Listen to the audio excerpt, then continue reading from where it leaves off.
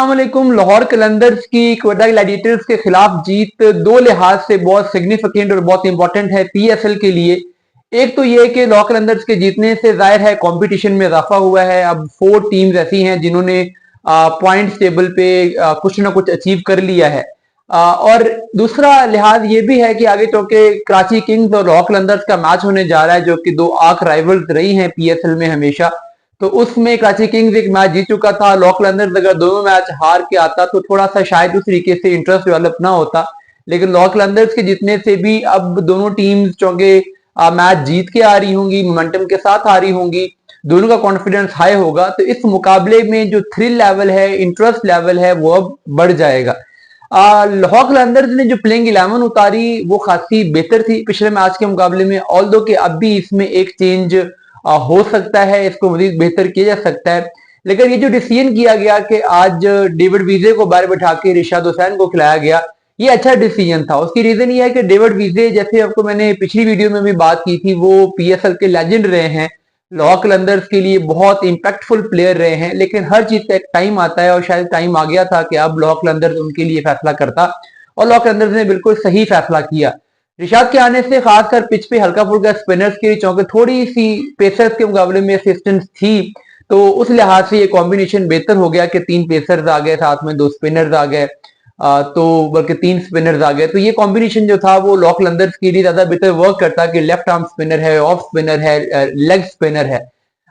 तो वो अच्छा हो गया। फिर ऊपर से जैसे फखर जमान ने स्टार्ट दिया, फखर जमान की फॉर्म इंपॉर्टेंट थी, पिछले मैच में स्ट्रगल कर रहे थे, आज भी शुरू में स्ट्रगल किया, लेकिन उसके बाद फिर इनिंग्स को बिल्ड किया और 30 बॉल 50 की लग रहा था कि शायद ये 50 बॉल पे 100 भी कर जाएंगे, लेकिन वहां पे आउट हो गए। लेकिन बहरहाल उनका स्कोर में आना एक पॉजिटिव चीज है। डेरिल मिचेल अभी तक लाहौर के लिए कंट्रीब्यूट नहीं कर पाए, उनसे एक इनिंग्स ड्यू है। लेकिन सैम बिलिंग्स ने जैसे 19 बॉल में 50 स्कोर की, लाहौर कलंदर्स की हिस्ट्री की सबसे फास्टेस्ट 50, तो ये किसी भी प्लेयर के इम्पैक्ट को शो करता है कि वो किस तरीके से आके बिल्कुल कुछ गेंदों में मैच का नक्शा बदल देते हैं। बॉलिंग में शाहीन अफरीदी ने शुरू में विकेटें ली, और शाहीन जब शुरू में आउट करता है तो उस वक्त चाहे वो पाकिस्तान के लिए खेल रहे हों या लाहौर कलंदर्स के लिए खेल रहे हों, पूरा बॉलिंग यूनिट उससे लिफ्ट होता है, और इस चीज की जरूरत है। शाहीन बड़े अरसे से नई गेंद के साथ आउट नहीं कर रहे थे, रन खा रहे थे। आज उन्होंने नई गेंद के साथ आउट भी किए, रन भी नहीं खाए, और वहीं से उन्होंने एक बॉलिंग मोमेंटम लाहौर कलंदर्स की तरफ कर दिया था। एनी हाउ, अब लाहौर कलंदर्स को अभी भी मुझे लगता है कि अगर ये जहांदाद खान की जगह पर जमान खान को ले आए तो बॉलिंग कॉम्बिनेशन मजीद बेहतर हो जाएगा। जहांदाद खान जिस टाइप के बॉलर हैं, लाहौर कलंदर्स के इस कॉम्बिनेशन में उसकी जरूरत नजर नहीं आती, क्योंकि आप अगर ये समझते कि जहांदाद से नई बॉल करवानी है तो आसिफ अफरीदी जैसे पावर प्ले में बॉलिंग करवा रहे हैं, जहांदाद की वहां पर भी जरूरत नहीं है। डेथ ओवर जहांदाद भी कोई खास अच्छे नहीं करते, मिडिल ओवर्स के लिए भी विकेट टेकिंग ऑप्शन रिशाद आ गया है, तो जमान खान ये है कि एटलीस्ट वो डेथ ओवर्स में आके यूटिलिटी प्रोवाइड करता है। तो मेरे ख्याल में लाहौर कलंदर्स को अगले मैच में जहांदाद की जगह जमान को खिलाना चाहिए। क्वेटा ग्लैडिएटर्स का जो कॉम्बिनेशन है, अगर हम उसमें देख लेते हैं तो टीम तो उनकी अब भी जबरदस्त है। एक मैच हारने से टीम बुरी तो नहीं हो जाती, लेकिन एक चीज जरूर है कि 3 स्पिनर्स और 2 पेसर्स, बल्कि अगर पार्ट टाइमर भी स्पिनर है तो 4 स्पिन बॉलिंग ऑप्शन हो, लेकिन जस्ट 2 फास्ट बॉलिंग ऑप्शन हो, तो ये कोई वाइज अप्रोच नहीं है। आई स्टिल फील कि तीसरा fast bowler Mohammad Wasim junior की फॉर्म में क्वेटा ग्लैडिएटर्स को एडजस्ट करना पड़ेगा। 2 पेसर्स के साथ आपका बॉलिंग अटैक पाकिस्तान की पिचेस पर पीएसएल में वर्क कर ही नहीं सकता। 3 पेसर्स एटलीस्ट आपको चाहिए, और फिर खासकर डेथ ओवर्स में मोहम्मद आमिर के अलावा आपके पास कोई बॉलिंग ऑप्शन ही नहीं था।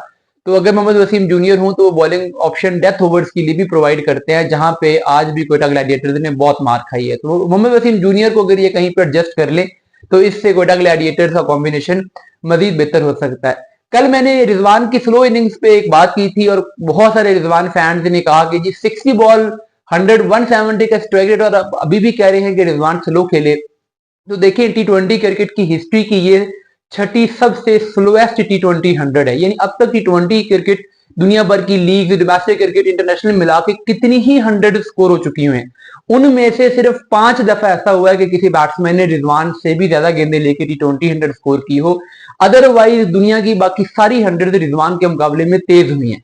तो अगर क्रिकेट हिस्ट्री की 6ठी सबसे स्लोएस्ट T20 100 भी आपको स्लोएस्ट नहीं लग रही, तो फिर आपकी मर्जी है। इसके अलावा आमतौर पे क्या होता है कि जो बैट्समैन 100 स्कोर करता है, क्योंकि उसने आधी इनिंग्स आधी 10-11 ओवर खेले होते हैं, तो उसका स्ट्राइक रेट बाकी प्लेयर्स के मुकाबले में ज्यादा होता है। आप अराउंड द ग्लोब जिस मैच में कोई प्लेयर 100 स्कोर करे उसका स्ट्राइक रेट देखें, और जो बाकी जितने प्लेयर्स हैं उनका स्ट्राइक रेट देखें, तो 100 वाले प्लेयर का उस मैच में स्ट्राइक रेट बाकियों के मुकाबले में ज्यादा होता है। लेकिन रिजवान का स्ट्राइक रेट, जो मुल्तान सुल्तान का इनिंग स्ट्राइक रेट था, रिजवान के अलावा बाकी बल्लेबाजों का वो 12 का था, और रिजवान का स्ट्राइक रेट 10 का था, यानी रन रेट। तो इस लिहाज से ओवरऑल जो 5 हाईएस्ट स्ट्राइक रेट थे इस मैच के, रिजवान उसमें भी नहीं था। आपको अगर फिर भी लगता है कि रिजवान की इनिंग्स बहुत तेज थी, और एक ऐसा मैच जिसमें 235 रन बन रहे हैं और चेज हो रहे हैं, उसमें एक बैट्समैन 60 गेंदों पे 100 स्कोर करता है, तो आप अंदाजा कर लें कि एक ऐसी विकेट पे 60 गेंदों पे 100 स्कोर, क्या आपको लगता है कि तेज है, बहुत अच्छी इनिंग है? तो ये बहरहाल मेरी लॉजिक है, हो सकता है आप मेरी लॉजिक से इत्तेफाक ना करें, वो आपकी मर्जी है।